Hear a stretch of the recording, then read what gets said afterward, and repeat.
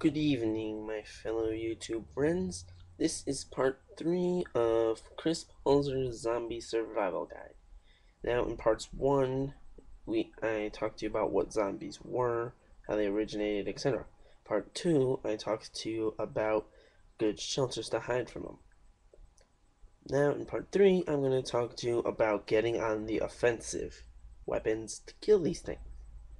Now, what you need to know, if you didn't remember, you gotta destroy their brain. Because they're living on their midbrain, something like that. I don't know. Yeah, actually, I do know. But, anyway. Now, let's get the weapons.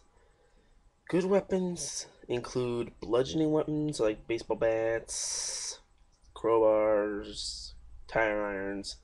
Now, if you don't want to get up close, you can get some pretty good long range weapons. Let's see, if you have one, I doubt you do. Crossbows, bow and arrows, AK-47. Now with guns, like I just said, AK-47, AR-15 if you don't know what that is, pistols if you can aim. Oh god. Now, if you don't want to get close to these things, but you don't want to get far away, go for something that has a long reach. So like a pitchfork or a spear, something like that. Some people say that a great weapon is a hammer. It's not. It just isn't. Like, do you really want to get that close to a zombie? Like, a hammer's only about a foot long.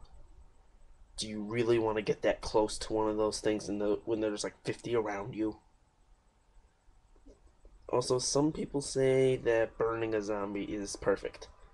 That is somewhat right and somewhat false. If you could get enough gas on their head, it might melt their brain. That's not a guaranteed kill strike.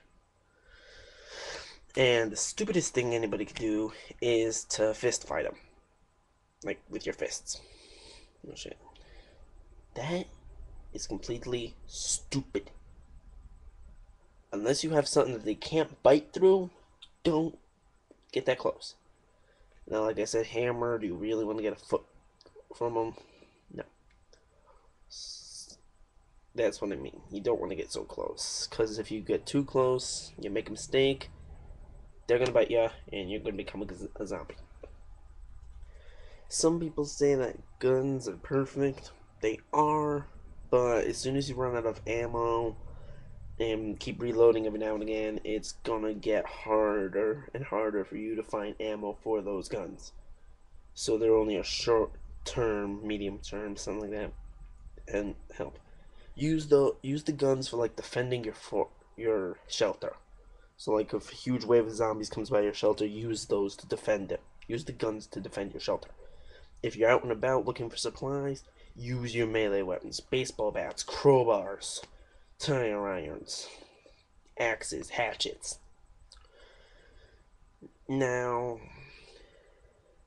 if you must carry a gun with you, don't bring one of your big semi-automatic rifles. Bring a handgun. That way, because you're not gonna need a gun per se. But also, don't travel at night, because they see better than you, because they are superhuman-ish.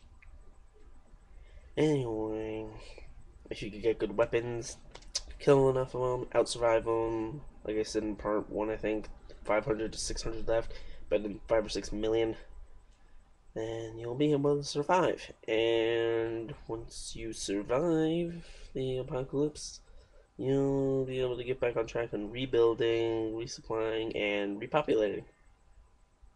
Yeah, I just said that. Anyway, that is the end of part 3. I hope you enjoyed, and please leave a comment or a rate. Good night, and stay safe.